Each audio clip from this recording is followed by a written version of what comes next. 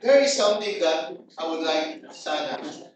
Pwede ba i-ano to, Eugene, sa Facebook mo, yung Facebook ko. Meron ako doon. I just want to show para mabilis.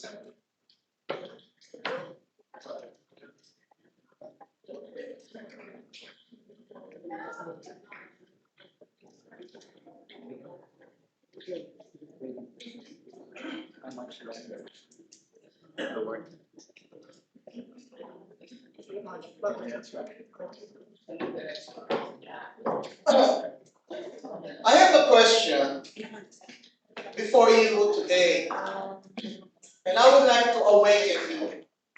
But before that, would you mind to just bow your head and let me pray? Father, this moment, let the empowering come upon each one of us, as well as from within strengthen us, so that the word that will be released today will be truly indeed a spirit, not just a letter. So let it come to us alive, living, and make us more alive in our physical life. This we pray in Jesus' name. We all say amen. Now I'd like you to see the question here. All right, let me start from this question. How much longer will you avoid what you are capable of doing? Sa Tagalog, hanggang kailan kayo iiwas sa mga bagay na kaya niyong gawin? Ngayon, iniiwasan niyo dahil gusto niyo lang manatili sa kalagayang comfortable kayo ngayon. You know what? There are many of you, marami pang pwedeng magawa, marami pang pwedeng, mahakbangan, makonquer, makonquest. Pero, in the world of comfortability, you just say unknowingly to yourself, you say, okay na ako dito. I'm okay. So nevertheless, kaya mo pumunta doon, kaya mo umakyat doon, hindi mo na ginagawa in the name of comfort. And you know what, Christians? Hindi kayo nakalagay doon. Hindi kayo nakadesign doon. However, you let yourself be part of that. So another question is this.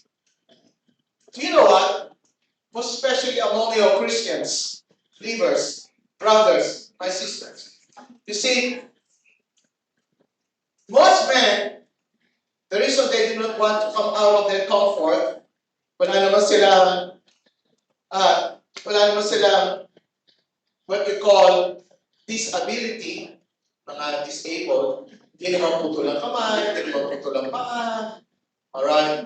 Pero, seemingly, they remain ordinary. They remain what? Mediocre.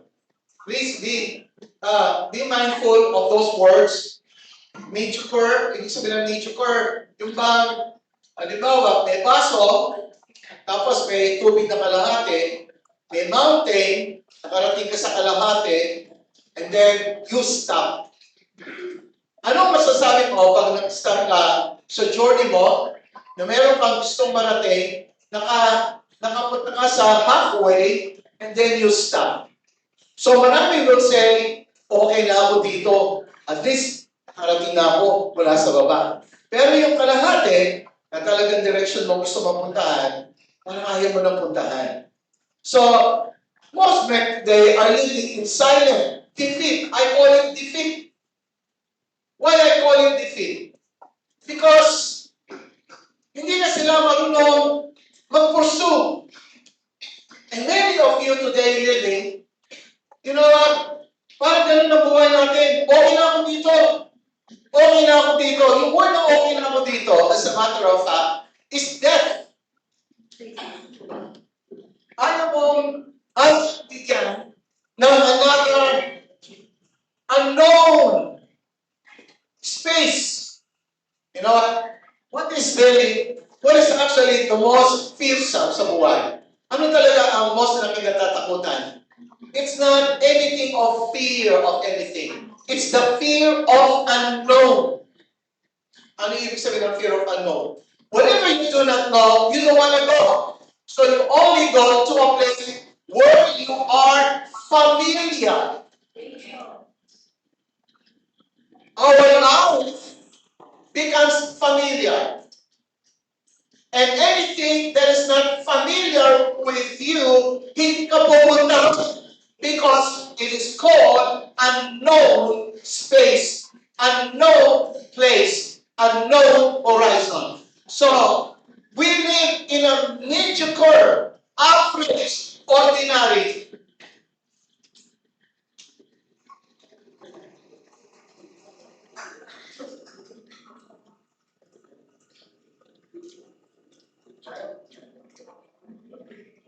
Tumatahimik ako kasi pag tahimik ako, gusto ko maramdaman ko ano response. Wala akong masense. Anyway. Yung mga ibang magagaling ang isip, magagaling. Sa loob nila, nagigising at sinasabi nila, ayokong gano'n. Remember, you only live once. And no one is going to live your life except you. You're actually the ruler of your life inside. Ikaw ang magdi-decide. Ikaw ang magdi-decide. Yes. Listen. Medyo front ito. Ikaw ang magdi-decide. Hindi si Lord. Yes.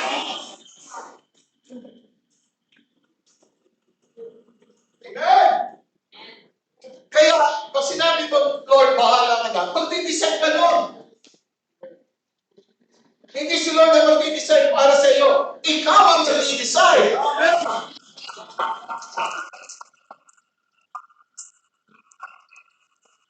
At ang hindi mo pagdidesisyon ay isang desisyon. Amen. Magdesisyon ka ng go, not go. Magdesisyon ka na hindi ka mag-decide, it is also a decision. Yes. So, ang mga Christians, nagpo-fall sa hindi nag-decide. Why? Because as much as possible, they want to remain in the familiarity of their life. Hindi ganun ang buhay.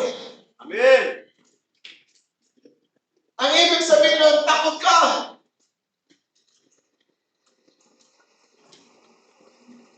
Huwag kang magtago sa safe and sound. Sa comfortability mo. Yan ang masasabi ko, hindi mo ikasisiyan sa pagbubuhay mo dito sa ibaba ng mundo. Kailangan marunong kang mag-live. Ang sino lang nabubuhay sa ibaba ng mundo, hindi marunong mag-live. Hindi ang palipang.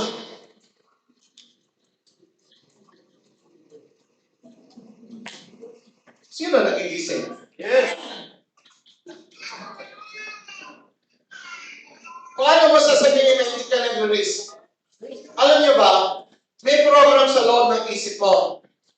Anong program sa loob ng isip mo? Ang program sa loob ng isip mo is this.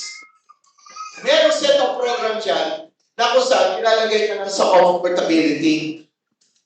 Once hindi kilala na ang default system mo ng iyong subconscious, kakabahan ka kasi wala siya sa system, program ng iyong subconscious.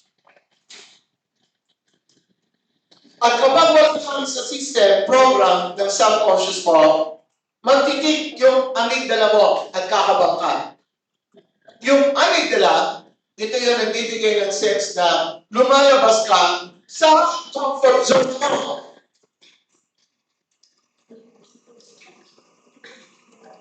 Para alam ka sa familiarity ng buhay mo na ang gandoon na lang ulit. Kaya naman, Pag hindi na kayo nagbabago, kasi sanay na kayo sa ilinugan nyo. At yung ilinugan nyo, hindi nyo alam, ay naging kulungan. Isang masarap na kulungan. Isang masaganang kulungan. Pwede rin isang malungkot na kulungan. Pwede rin isang mahirap na kulungan. Pero bakit ka nagpapakulong? Dahil nasanay ka na. Maging ang kahirapan ay naging comfort zone mo. Sanay ka na doon. Sanay ka na sa hirap. So hindi ka na lalabas. Sanay ka na sa gulo. So ayaw ka na umalis. At yun namang magaganda, yung buhay na kalahati. Parang sasabihin mo, hindi naman pangit, hindi rin naman maganda, kasi halfway. I'm just telling you. We people must be awake because most men today are living in silent defeat, and I don't want that among us Christians to happen. Now, why we are having this quiet defeat? Tahimik na kakalunan. Oo, hindi mo alam. Talo ka. In what sense? Tinatalo ka ng surrounding mo. Yun lang ang nakikita mo at hindi ka marunong makakita sa loob. Kaya tayo natatalo dahil ang lahat ng pumapasok sa iyo ay galing sa labas. Instead, isa kang dapat na ruler in your domain. Ang ruler ng isang domain, nanggagaling ang kanyang nakikita sa mga bagay na spirit realm. Mas nakikita niyo ang mga bagay doon kaysa sa labas. Kaya siya tinawag na king. Dahil meron siyang ugnayan between spirit and physical. Ano yung ba ng ancient time? Mga ancient. Merong king. Bakit gano'n ang kakainin ng ibigay ang buhay nila sa mga hari? Dahil sa kapanahonan ng ancient time, ang hari ay pinagpapalagay na isang divine mediator. Kinikilang sa parang Diyos na nagkatawan ng tao.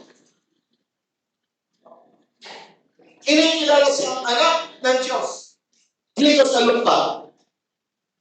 Na ibig sabihin, nag-mediate siya sa spirit at meron siya sa physical. It looks like, wow, that's a good definition. However, noong ancient time, isa lang ang hari. At ganun ang kanilang treatment. Kaya they can give their lives. And they call them Lord. And they're willing to give their lives. They are willing to, put their lives. Now, this time, I am talking about kingship. And the Lord is the King of kings, and you are kings. And you are kings in your own respective domain. And I want you to stand up as king in your life. You have your own domain. Now, I am saying that ang isang king, may nakikita sa spirit, kaya sa tinawag na divine mediator. Why? Meron siya nakikita sa spirit, at ito ay kanya lamang pinamamanifest sa physical. So you are a king. However, tayo ngayon ay nasa talukbuhan. Is that right? Natalukbuhan tayo ng maraming mga bagay dito sa physical. Kung inyo po makikita ang buhay, ay talagang buhay na kung saan dalawa ang inyong binubuhay. Isang spirit at isang physical. However, since nabuhay tayo dito sa ibabaw ng mundo, walang nag-inform, walang nag-advise, walang nagsalita that we have also certain sphere, dimension, realm, world, na tinatawag na spirit or spiritual. Kaya lang, when the word spiritual is mentioned, parang religious sa thinking natin, sa hearing natin. However, that spiritual realm is really something existing. And it is existing real more than the physical. Because all the physical things, what you see in the material world, is only but a shadow ito na real sa spirit. So, ginagawa lang ng spirit sa physical ang lahat. Galing ang physical sa spirit. So, bilang king, ikaw yung king dito na magdadala ng mga sa spirit mapunta sa physical. Paano tayo ngayon?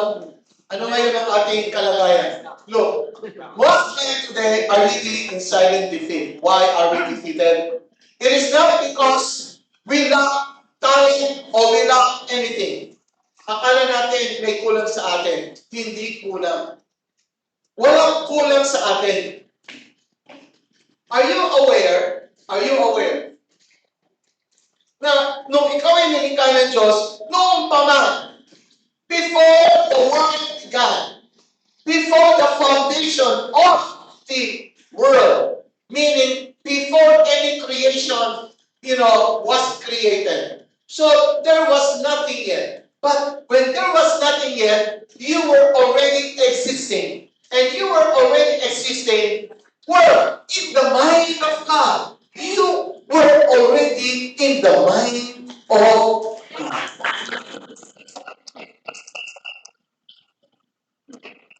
Long before all of us was already existing. And we were only existing not in the physical. We were existing in the spirit form. Since God's spirit will also experience in that spirit form. And do you know what? In that spirit form, you were fully aware.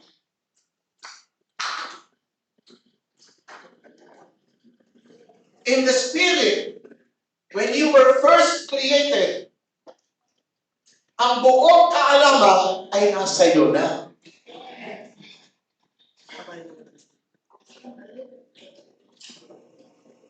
When God said, let us make man in our own image, after our own likeness, it was long before we were already done in the image, in the spirit.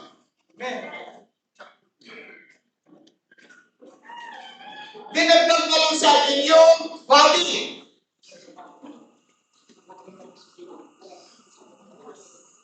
So if you become aware, your spirit inside knows everything.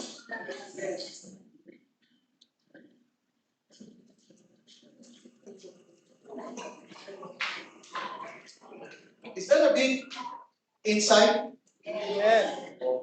Is that a big insight? Yes. Pag naglikha ang Panginoon, tapos kagad, done. Hindi yung partial. Are you listening? So when He first created you, done ka na. You're already complete. Perfect. Are you with me? Yes. Oh, hallelujah. So your spirit inside of you, strong siya. Parang. Your spirit inside of you, may wisdom siya. Your spirit inside of you, powerful siya. Your spirit inside of you is rich. Yes. Yes.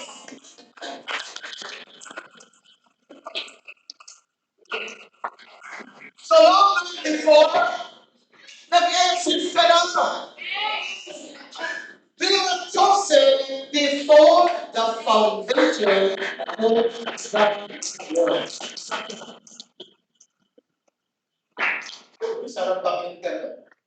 Palayan mo, hindi ka pa man nagkatawang tao, kasama ka na pala ng Panginoon. Nag-exist ka na sa Kanya. So, omniscient yan. Omniscient, all-knowing. Kasama ka na niya sa knowing yan. At nung ikaw ay kilala na, andun ka na sa kanyang thought, yung thought na yun, real na yun. Are you listening? Oh, hallelujah.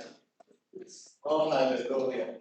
Kaya yung breath niya, andun ka sa loob, and he breathed into his nostrils, the breath of life, nilagay ka niya doon sa katawan. So, Adam. I'm telling you this. Do you know why? Because I want you to see your true identity.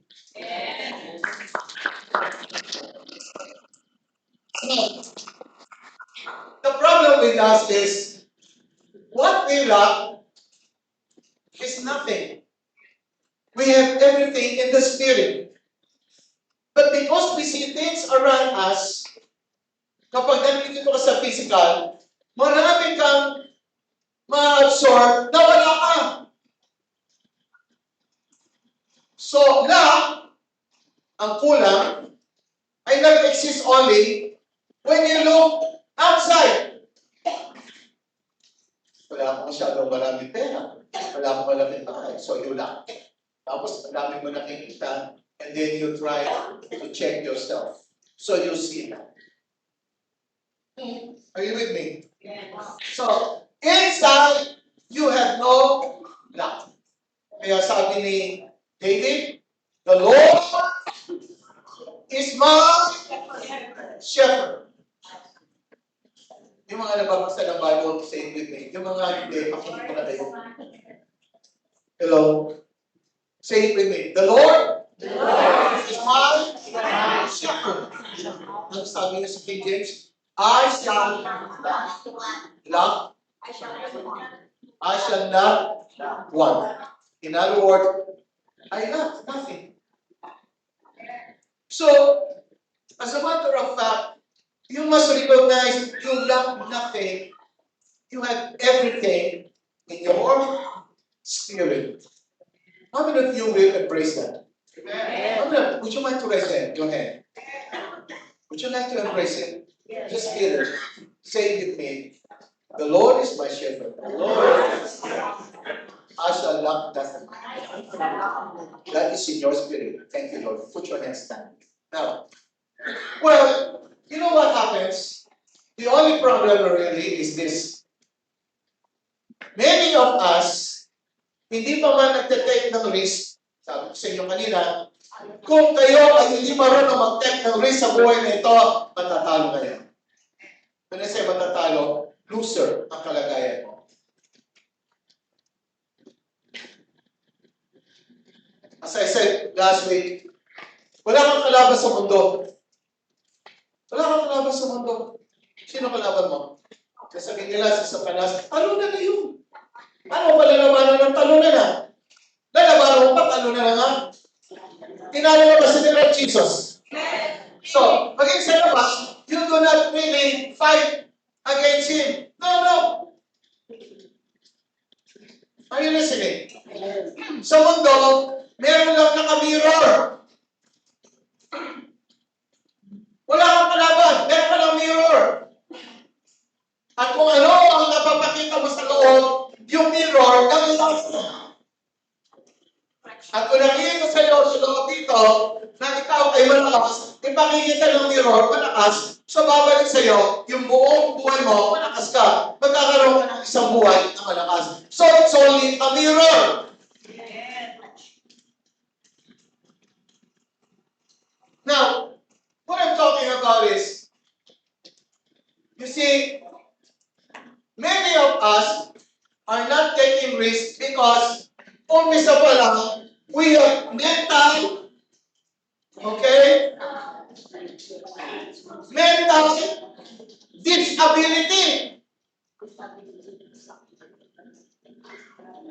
We have emotional disability.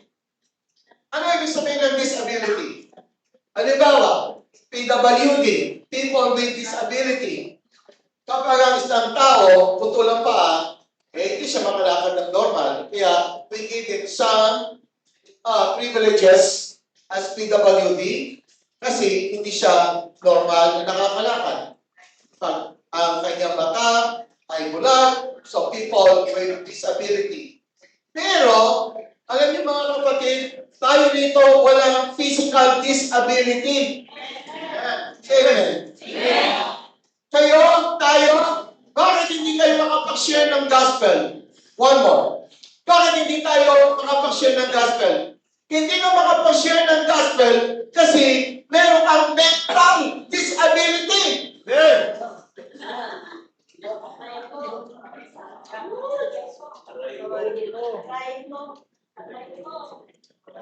Para kayong toothpaste na simot na simot. Kaya kahit mapigil mo, walang lumabas.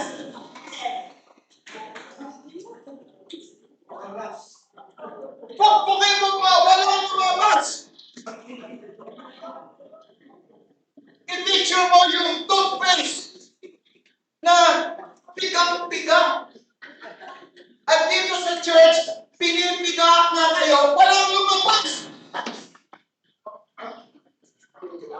Matagal na kayong sinasabihan na ibahagi nyo ang inyong mga pagpapaka para hindi kayo makapag-share. Bakit?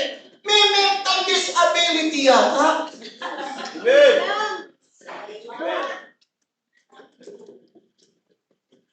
Alam nyo, dapat hindi nyo Kasi dadaigin kayo ng mga physical disabled, pero malalakas ang mental. May nakita na ba kayong walang kamay, paa lang, pero marunong mag-drive? Ay, parang hindi ata ako narinig. Walang kamay, totoo talaga. Birth, wala siyang kamay. Pero, paa lang, pero marunong siya mag-drive. Hindi niyo nalalaman, meron ganon? Meron. At nakapagtataka, nakakapag-shopping pa yun.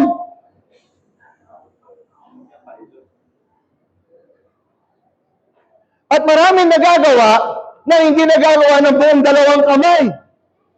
Alam niyo ang sabi niya? I am thanking God for my parents and for my God, first of all, sabi niya. Because although I am physically disabled, but I am not mentally and emotionally disabled. Alam nyo, mapalakpahan natin. Alam nyo mga kapatid, kapag marinig mo yon, nabuuhan ang sarili mo, parang ang sakit. Kasi parang mas productive siya kaysa sa iyo. Ano ang nangyari? Meron kang mental disability. Nakatago yung PWD mo.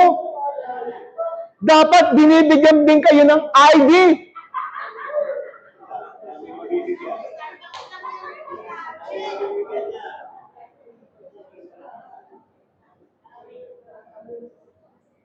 Bigyan ng ID yan.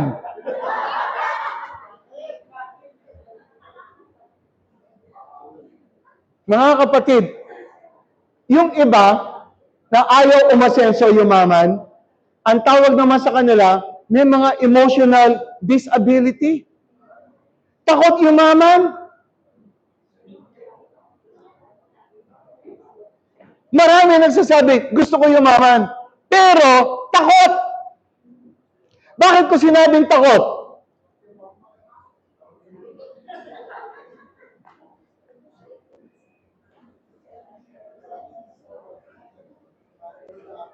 Nakikinig kayo? Bakit ko sinabing takot? Kasi ganito yan. Alam niyo yung comfort zone? Yung comfort zone doon, yun yung emotion mo. Rest na rest yung emotion mo. Komportable. Pag sinabing comfort, naka-relate yan sa emotion.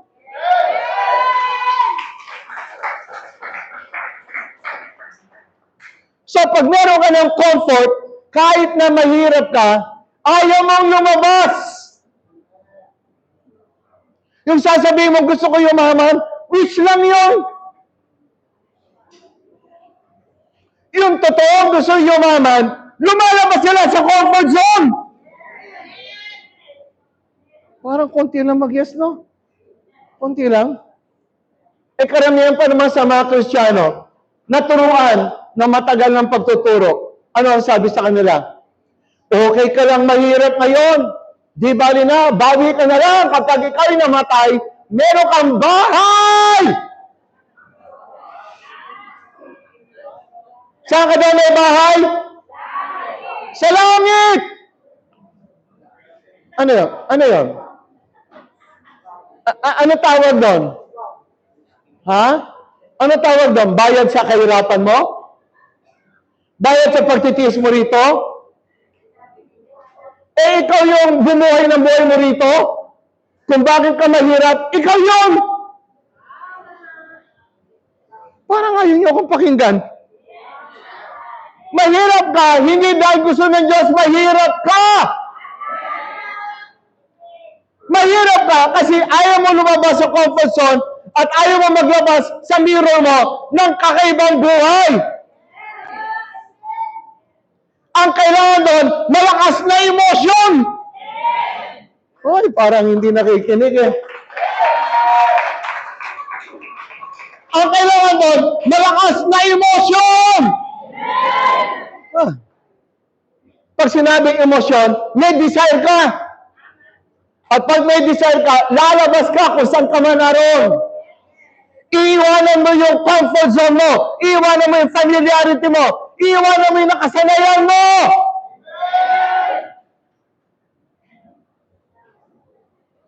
Ang kailangan daw malakas na emosyon. Alam nyo ba? Ikaw ay isang hari sa iyong domain. At ang pinag-aarian mo ay ang iyong kaisipan, ang iyong damdamin, at ang iyong pagpapasya. So dapat marunong kang mag-rule sa mind mo, sa emotion mo, at sa iyong will.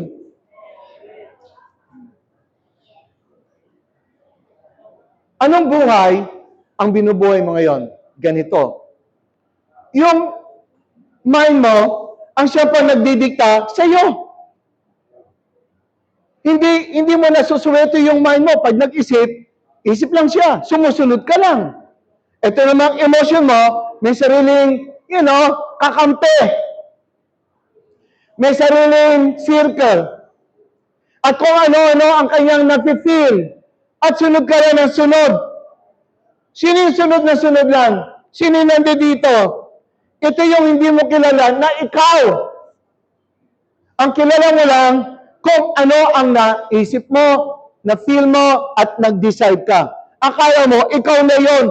Hindi pala ikaw yon. Sila pala yung paghaharian mo. Kaso, sila yung naghahari sa'yo. Sapagkat sila, nasanay na yung isip mo sa labas. Ando doon yung kanyang rationality. Ando doon yung kanyang reasoning. Doon siya kumukuha ng reasoning. Yung emotion mo, ganun din. Kung ano makita, feel lang. Pangit lahat nakikita. So, ang dami mo nang tinanggap na pangit na feelings.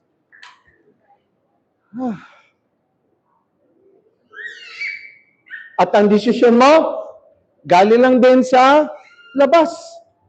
Nag-weighing balance ka. Yun ang dinicide mo. Kasi yun ang nakita ng naked eyes mo. So, ikaw, na nandito, isa kang kaawa-awang hari. Isa kang hari na pinaghaharian ng mga pinaghaharian mo. Naintindihan niyo ako? Naintindihan mo ako? Alright? Dapat ikaw ang hari na naghahari dito, pero ikaw pala isang hari pinaghaharian ng mga pinaghaharian mo. In short, yung mind, emotion, and will ang naghahari sa iyo. Instead, ikaw ang naghahari sa kanila. So, alam nyo ba,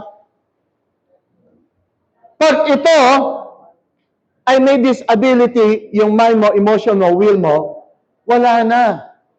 Kasi sa buhay mo dito, sa ibabaw ng mundo, ang lahat ng iyong, alright, communication mo sa physical life, ay kailangan dumaan sa mind, emotion, and will. Kaya lang, instead na sila'y daanan lamang, sila na yung nag-take over. Kaya mga kapatid, I am teaching you now that it's so important, this word kanina sinabi kong imaging. Put on the screen please yung Numbers, chapter, Numbers, let me see. 13, verse 33. Tapos, then, ano yung verse sa bleeding woman? Can you give me? Sa bleeding woman. Mamaya. And let me share this with you. Alright? Everybody, read with me. As I say, you say after. Read after me. And there we saw the giants. Come on. The sons of Anak, which come of the giants. And we were in our own sight as grasshoppers. Ulitin natin. And we were in our own sight as grasshoppers. And so we were in their sight. Listen up. Ang isang totoong hari, meron siyang image. Ang image niyang dapat, ideal, galing sa spirit. Pag siya nakakuha ng image mula sa labas, siya isa ng talo ng hari. At gusto kong kayong lahat hindi maging talunan. Gusto ko kayong maging winners. Sino gusto maging winners? Taas ang kamay. Sino? Taas ang kamay. Gusto maging winner? Alright. Alam nyo, ang bawat hari ay meron talagang hinahawakan. Makikita nyo, ang bawat hari, may malaki, may maliit. Kasi ang scepter, ito ay isang simbolo na ikaw ang totoong hari. Ikaw ang nagkukumand. Sabi nga whatever the king says, so be it. At ikaw, isa kang hari na tinawag ng Diyos. At ang pagiging hari mo ay sa buhay mo. You see, marami ang maling pananaw. Akala natin, listen up, na sa buhay na ito, wala na tayong isipin si Lord na lang. Mga kapatid, that is very, exceeding. Ang gusto ni Lord, listen up, ay maging katulad niya tayo. Hindi tayo maging parang puppet. Gusto niyang marunong ka mag-ari, tutulungan ka niya sa loob. Pero hindi ka niya gagawing puppet. So in reality, sa buhay mo, you are king sa loob ng domain mo. At ang lahat ng kinasasakbupan mo, ikaw ang mayroong paghahari. So, you allow things, you do not allow things. Wala kang papapasukin, wala ka rin papapasukin na hindi mo gusto, o meron kang gusto. Nasa sa iyong buhay yun. So, you hold the scepter. Are you with me? However, I am talking today, one first thing ng isang hari. Ang hari ay mediator. Or ang hari ay marunong mabuhay sa dalawang mundo. Isang spiritual at isang physical. Noong mga panahon noon, ganun ang turing nila sa mga hari. Pero hindi naman totoo. Kasi wala naman silang alam talaga sa spiritual. Puro parang mga tradition lang. Pero sa loob ng ating kingdom ng Panginoon, totoong tayo ay may kaugnayan sa spiritual. Sino masasabi ng amen? Meron ka talagang spiritual. At doon sa loob ng spiritual, tinuring ka ng Panginoong anak. At ang bawat anak ay isang hari. Marunong kang humawak ng iyong scepter. Say with me, marunong kang humawak ng scepter. Marunong kang humawak ng scepter. Walang hari hindi marunong humawak ng scepter. Kaya mo ba humawak ng scepter mo? Pag humawak ka ng scepter mo, tumatayo kang hari. Pag sinabi ko tumatayo kang hari, ano man ang mangyari sa loob ng domain mo, pananagutan mo. Kaya mong tanggapin na ikaw ang may pananagutan. Sino nakikinig? Ano man mangyari sa loob ng domain mo, wala kang sisingilin. Wala kang sisisilid. Ang lahat na mangyayari sa loob mo ay galing sa iyong desisyon. Kaya ngayon, ingatan mo sa buhay mo. Dahil ano man ang mangyari sa buhay mo, galing sa iyo.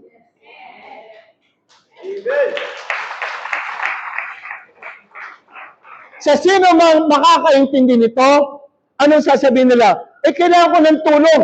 Dapat. Kaya nga, ang ating Panginoong Yesus ay pumasok sa atin upang tayo ay magwagi.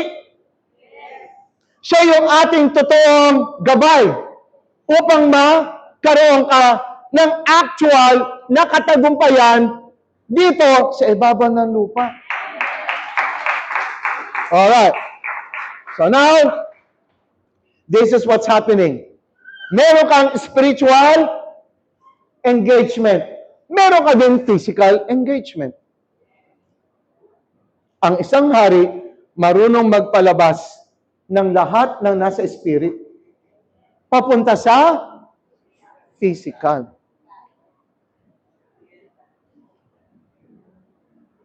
Nagagawa niyo ba yun sa buhay niyo?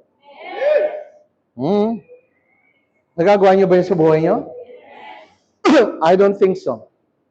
Ako, nabuhay ako sa ibabaw ng lupa for 60 plus years. Itong knowledge na ito na binigay ni Lord, na-appreciate ko. Kung nalaman ko to earlier in my life, I would tell you, my life would have been much, much, much better. I would say that. However, by God's beautiful love sa atin, hindi niya hinayaan na ang buhay natin ay makalagpas na hindi natin nasagap ang isang magandang spiritual insight. Na ano ang ibig sabihin? Alam mo ba?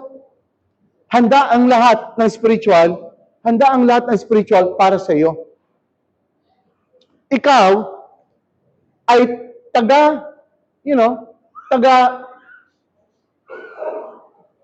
tagadala ng lahat na nasa spirit realm ay pwede mong palabasin sa physical realm.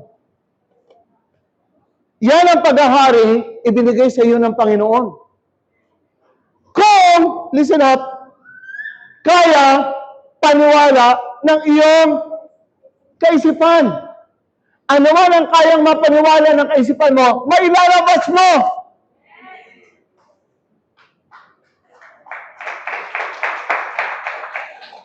Kaya nga sinabi sa Hebrews, you cannot please God without faith. Meaning, kapag napalabas mo yung mga spirit things dito, napiplease ang God. Napiplease ang God pag nailalabas mo kasi para sa iyo yun. At ang bawat mailabas mo ng faith, napiplease ang God. So that's why, without faith, you cannot please God. But sa kanyang kaisipan, dinesisyon niya na sinabi nga sa prodigal son, my son, everything that I have is yours. Sino nakafeel nun? Alam niyo ba, halimbawa, mayaman akong tao, may anak ako, alam niyo ba, if there is something that I have in my life, Gusto ko lahat ng meron ako, makuha ng anak ko. But, dapat, he has to really know how to get it. So, once nakukuha niya yung yaman ko, alright, because magaling siya, with, appropriation, masaya ako na ilalabas niya. Sa physical yun. Ganon din sa Panginoon. Wala nang withhold ang God sa iyo. Ikaw na lang ang dapat matuto paano siya palabasin.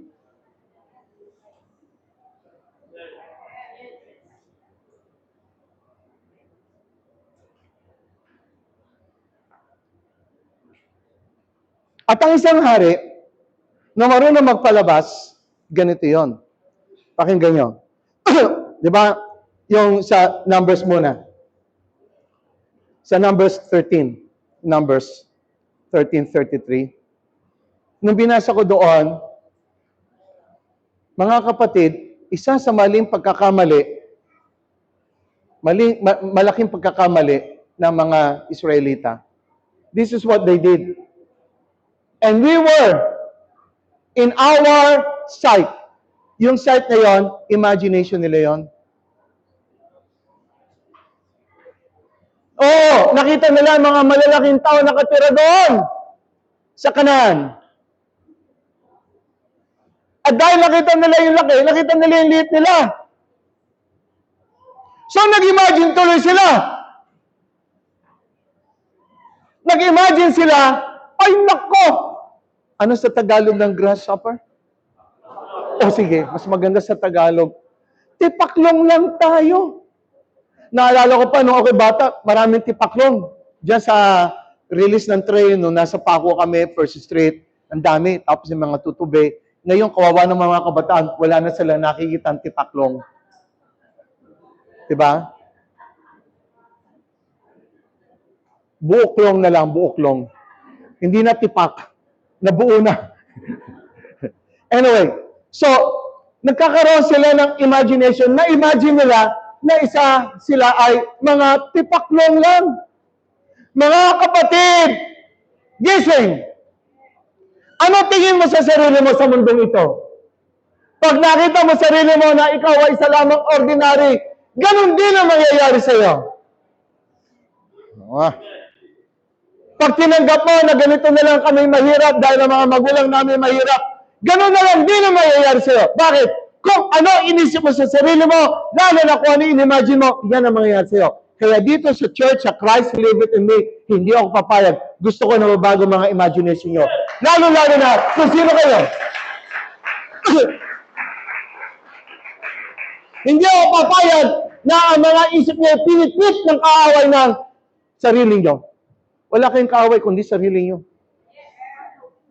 Kaya kung kayo umaaway, sarili nyo inaaway nyo. Are you listening? Ikaw ang nagpitpit. Pinakita mo sa sarili mo, tipaklong ka lang. Nung nakita mo malalaki sila, maliit ka, dapat hindi ganun. Eh ano ganun dapat? Ano ba? Pastor, paano gagawin ko? Tipaklong talaga ang mukhang tingin namin. Sige, tingnan natin. So, then, move on the next verse. Move on the next verse.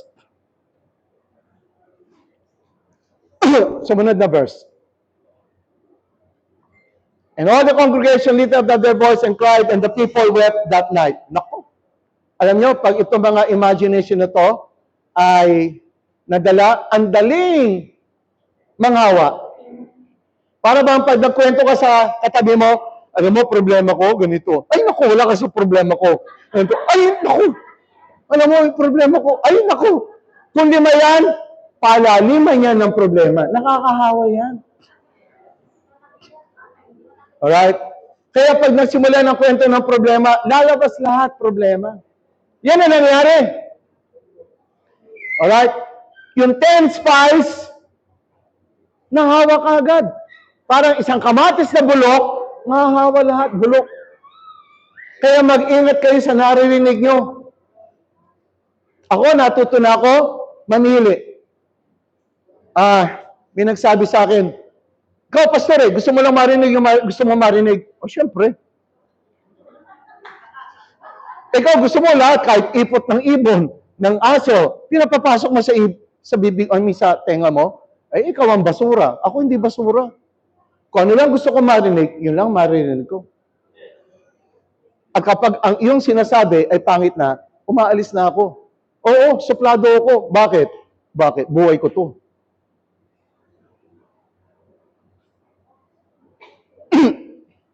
Kung magsusuplado ako, oo na. Bakit ako makikinig sa dumi mo? Dumi mo yan. Ilalagay mo rin sa akin. Parang tumahimik kayo. Siguro may mga dumi sa inyo. Sabihin mo, hindi ako yun. Lakasan mo, hindi ako yun. Good. Now, move on the next verse.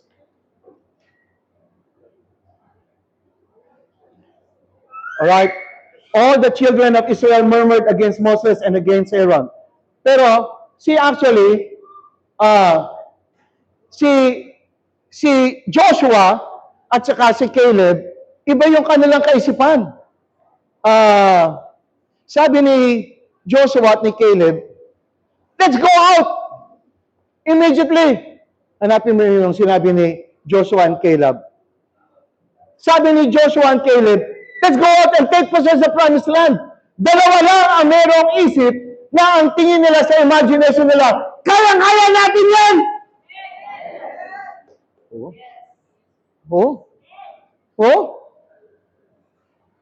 Out of 2 million na Israelites, may dalawang isip lang. Tatlo, kasama na si Moses. Kaya lang, hindi na nga siya nakapasok. So lahat ng yon namatay. Lahat yon namatay. Yung generation sa 2 million, 40 years. Kasi one generation is 40 years. So they stayed there for 40 years. And that generation who did not believe died. Hindi nakapasok. Ano lang ang dahilan? Imagination!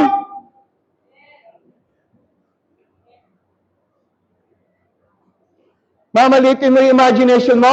Nag-imagine sila na tipaklong lang sila. Eh di sige, tipaklong kayo, namatay kayo.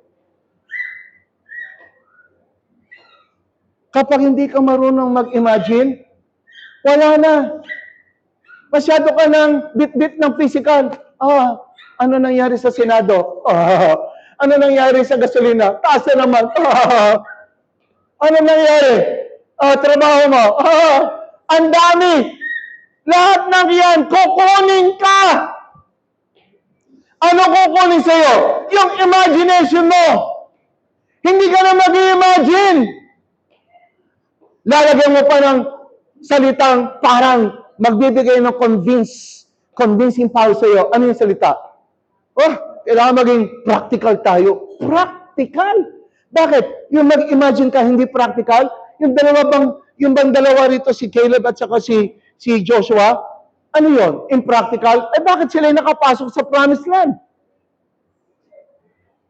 At yung mga pangit mag-imagine, nakakita na lang ng gasolina, tataas na naman. Nag-imagine ka, di yun ang mangyayari sa'yo.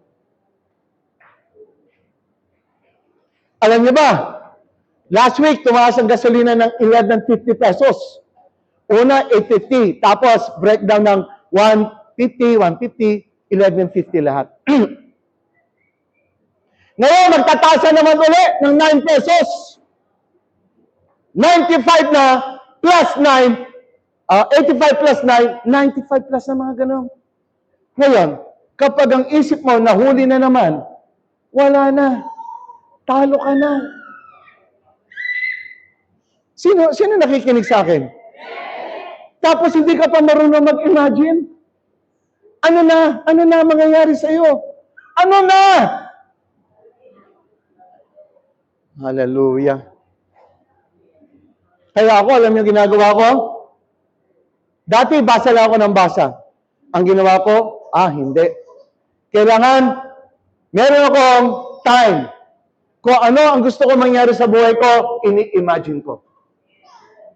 Kung ano gusto ko mangyari sa buhay ko, ini-imagine ko. Yung imagination ko is my prayer. Yung iba, prayer ng pray. Panginoon, blah, blah, blah, blah, blah, blah, blah, blah. Nakikinig kayo? Eh, alam mo na lahat ng sasabihin mo, blah, blah, blah. Pero wala namang spirit. Wala namang vibration. Sino nakikinig?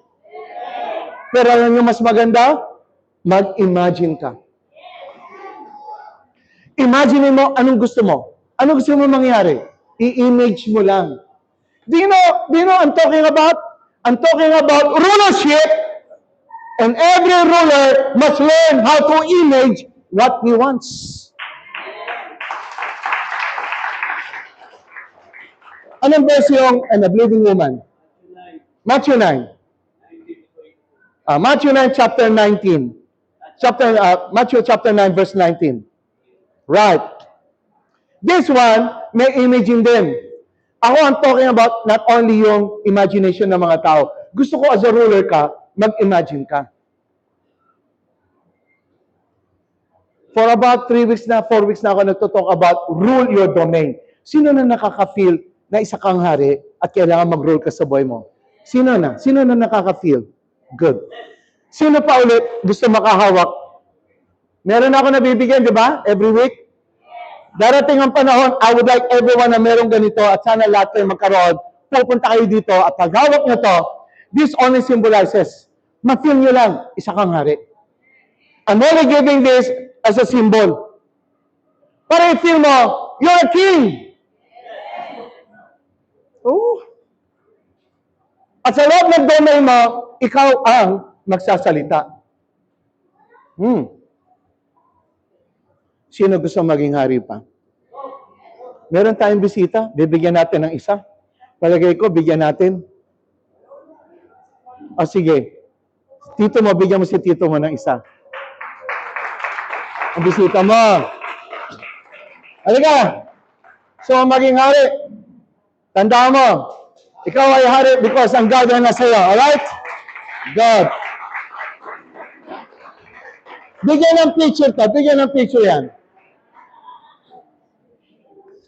Yan. Bibigyan din natin pa si kapatid mo pa isa. Come on. So, mag-ari. Ito ang kapatid na tito ni Brother Marco na taga Baguio. I'm giving this to you. Learn how to rule your domain. All right. Let's give a little big hand to them. Okay. Right. Now, listen. And behold, a woman which was diseased with an issue of blood, nagkaroon siya ng bleeding, for 12 years, came behind and touched the hem of his garment. Touch. Asan doon yung, if I only touch, nandito ba rin yan? Then, move forward. Up. For she said, ayan. For she said, within. So, meaning to say, naglagay siya ng imagination sa loob. Tapos, nilagyan lang ng word. Alam niyo ba? Let's talk about word. Ang word ay hindi salita lang. Bago ka magsalita ng word, meron ka nakikitang image sa loob ng mind mo. Yung image na yon, binibigyan mo ng katawan na word. So, habang nagsasalita ka, mabilis lang kasi. Alright? Sa loob ng mind mo, it's just, 1,000th whatever fraction ang bilis, alright, ng synapses, that you see a vision, you see an image, put it into your words. So, pag ikaw nagsasalita, tulad ko ngayon, nagsasalita ako, meron akong mga nakikitang pictures sa loob ko. Kaya lang, once the picture is shown inside of me, I speak to you in words. So, when this woman said, when she spoke to herself, within, meron siyang image. At yung image na nasa loob ng isipan ng babae, nakikita niya sarili niya humahawak lang sa hem. May image na siyang ganon. At doon sa image niya, the moment na kanyang nahawakan, alam niya, magaling na siya. Ganon ang image niya nakita. Are you following me? Mga kapatid, ang kulang lang sa buhay natin is faith. At ang faith na yan ay dapat may image. So the woman also produced an image. Kayo bilang mga hari, mag-produce kayo ng image. Woo! Read with me. Say, for she said within herself, come on. If I may touch his garment, I shall be whole. Kayo ba naglalagay kayo sa buhay nyo na ganito? Naglalagay ka sa isip mo na ikaw ay buong-buo, walang sakit? Ini-image mo ba na ang heart mo? Yes. Alright? Ang heart mo pala, mali pala yung isipin na nagpapump yun. Hindi pala siya pumping. Kasi ang heart, hindi siya bilog. Siya pala ay parang tinapay na inikot na nakahasay ng heart. Hindi siya talagang heart. Siya ay parang tinapay na sino mo na inikot? Are you with me? Tapos, ang meron pala sa kanya, frequency. Dahil may frequency, nagpo-push ang blood. So yung pump mo, ng heart mo, ay galing sa something like frequency. Huwag na tayo mag-usap doon. Saka na lang, pag may mga seminar ako. Pero I'm just telling you, are you listening? So, may frequency kung bakit nagpa-flow ang blood. Alright? Do you know that yung image mo na ginagawa mo, may frequency din yun? Everyone say, may frequency yun! So ngayon, ang buhay mo ay mayroong certain frequency kang dinadala. Now, kung gusto mong pataasin yon, tataas yun. Pero kung gusto mong manatiling ganon, stagnant ka na doon. Pero ang ini-encourage ko sa inyo, pataasin nyo frequency nyo. Ano ibig sabihin ng frequency? Yung antas ng paniniwala mo ay nagbibigay ng frequency. Kung naniniwala ka, alam ng frequency mo yon at yun ay tumatama sa tamang frequency.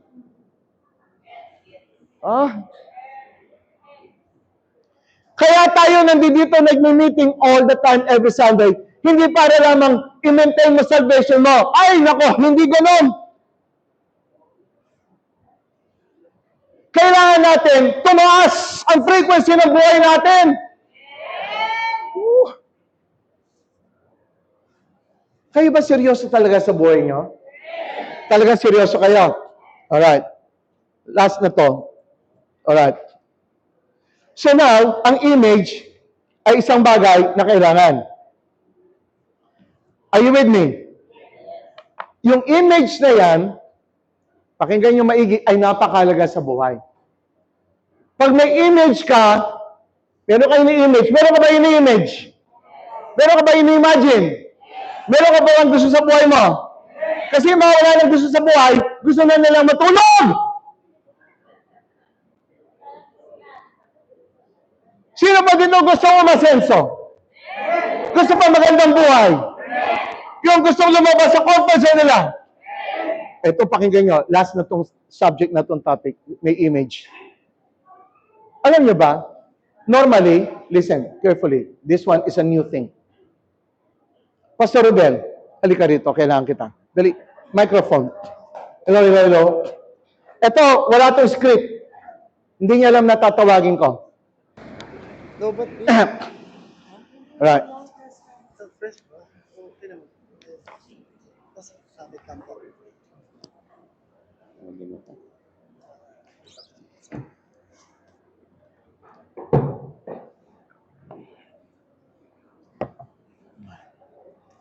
Basta ang ganda ng t-shirt mo ah. Dito ka, dito ka. Praise God. Basta di ba, contractor ka, Yes. nagtatayo ka ng bahay. Apo, Pastor. Paliwanag mo sa akin, ano ang halaga ng blueprint? As contractor po, ang kahalaga ng blueprint, ito yung naglalaman ito ng kung ano yung ina-expect mo sa kalalabasan ng iyong ipapagawang bahay. Yeah. So ito yung magiging guide. Lakasan mo. Yeah. Okay na yan. Magiging guide, magiging pattern mo o basis ng iyong i-build na isang Sino gumagawa ng blueprint? Sino ang gumuguhit niyan? yung engineer, architect. Yeah. Okay. So, si architect ang gumuhit ng blueprint. Yes. Right, okay. So, si architect, nakita na niya yung building o hindi pa? Hindi pa, wala pa. Nakita niya sa kanyang vision. So, nakita na niya. Nakita niya sa vision niya. Nakita na niya. Yes po. Nakita na niya. Yes po. Nakita na niya. Tapos, sa kanya, Ginuhit. o ginuhit. Meron mo ng picture. Or So meron mo na siyang picture, imagination. imagination. Yes. Sa kanya, Ginuhit. ginuhit. So, yung guhit, galing sa Imagination. alright. Ngayon, dahil meron blueprint, i-construct. Yes po. Alright. So, yung building o bahay ay ipapatan saan? Sa blueprint. Ipapatan sa? Blueprint. So, lahat ng mangyayari sa building ay galing sa? Sa blueprint. Alright. Now, bawat isa may buhay. Yes, yes. At bawat isa may ginagalawa ngayon sa physical. Right? Yes po. Yung physical natin, ito yung building na unti-unting Natayo. natatayo. Yes po. So, yung natatayo, yung buhay mo ngayon. Pero may pinagkokopyahan. Saan kumokopya yung pagtatayo ng building? Doon sa blueprint. Sa blueprint. Sa buhay ng tao, ano blueprint nila? Dapat meron. The imagination, Pastor. Alright. So kung ano yung nasa loob ng image ng isang tao, kasi meron na eh. Meron ka ng blueprint eh. Doon sa subconscious mind mo, marami ka ng mga beliefs. Marami ka ng mga pinapaniwalaan. Are you with me? That now becomes your blueprint. So kung ano lang nandito, yun lang ang mako-construct. Is that right? Tama po, Pastor. Alright. So may blueprint na dito. Yung person, siya yung architect. Yes. So may blueprint na dito, yung person, siya yung... Architect pa rin. Oh, kung meron akong gustong baguhin dito, sabihin ko, dagdagan natin to, change order. Tawag dun eh. Di ba? CO, change order. Yes po. So, ano mo nang gagawin? Babaguhin mo yung ano mo. Babaguhin Yung design. yung blueprint. Yes. So, yung design, ilalagay sa Blueprint. Pastor. sa blueprint. Sino magdodrawing? Yung architect. Yung architect. Kung sa buhay natin, paano yan may papalaganap sa buhay natin? Sino yung architect? Ikaw. Ako rin. Tapos, ano yung blueprint mo?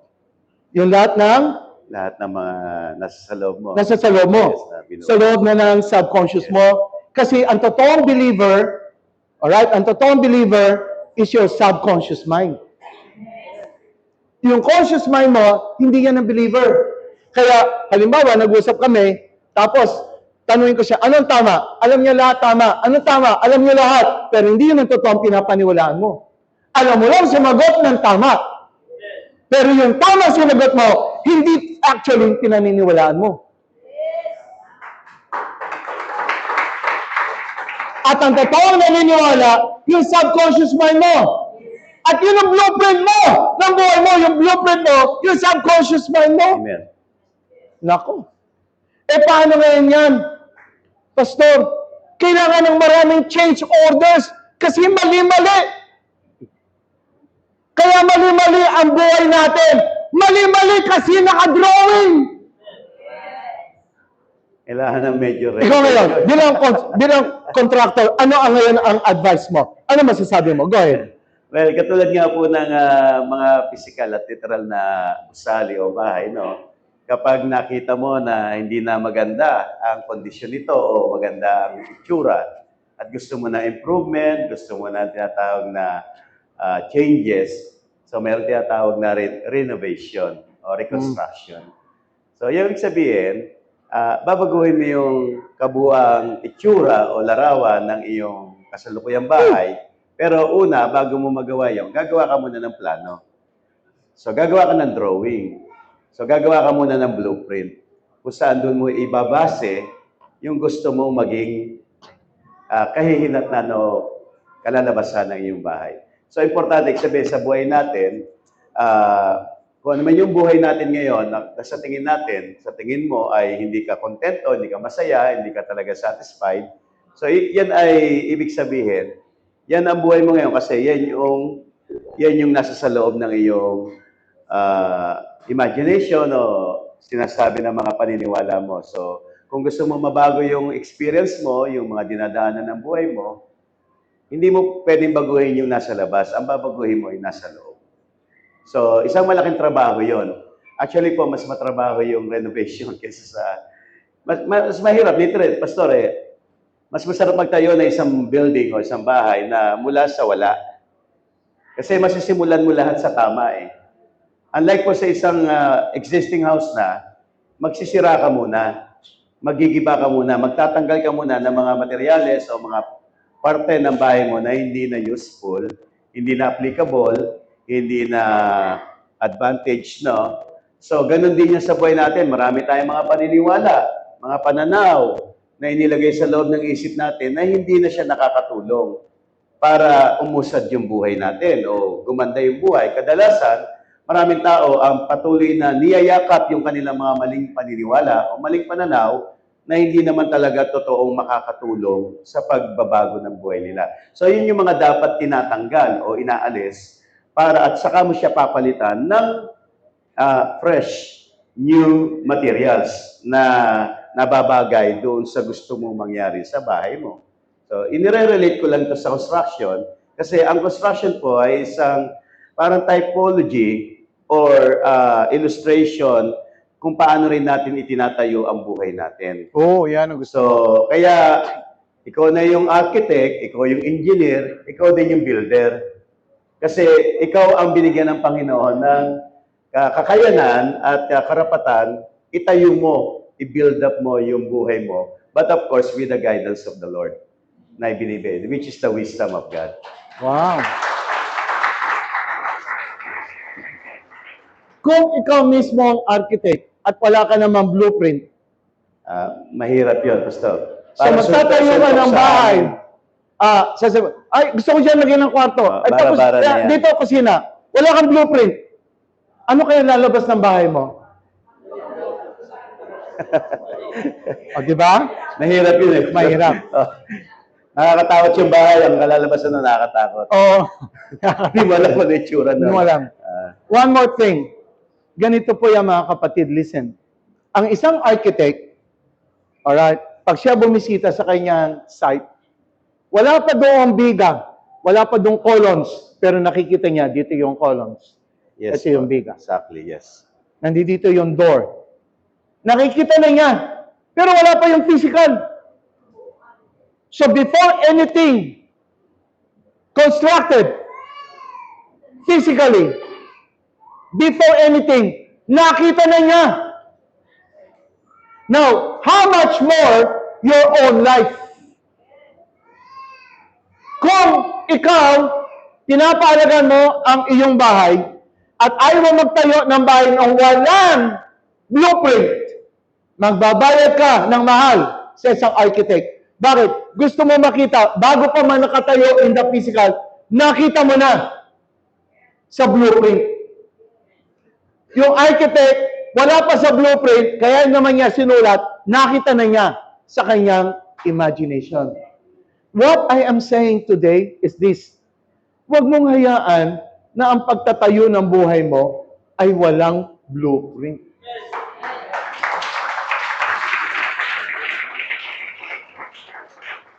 Maniwala ka na ang buhay mo may malaking bahay, may garahe, may kusina, may pamilya, buo. So, ikaw ang magbo-blueprint ng buhay mo. Amen. Sino nakakaunawa? So, sipagan mo before you sleep.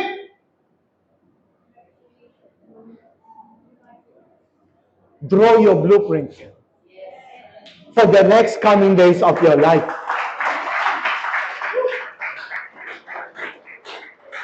Huwag na kayo magsasalita ng, bahala na si God! No! Suicidal yun. Put the blueprint right there. Because God is in you. Are you with me? So kapag ginagawa mo yung kasama mo si God.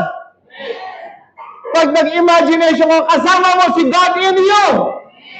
And let me tell you something. Your life will be different. And that's what I want each one of you to really have. Once again, in my one statement, you know what? Sa sobrang pagmamahal ko sa inyo, I want you to get this thing really in your life so that each one of you can experience, indeed, God is my King and I am His King representation here on earth. And I will glorify the Lord with everything that I can in manifesting God in me, through me, and as me. Those who are blessed, everyone will say, Amen. Amen.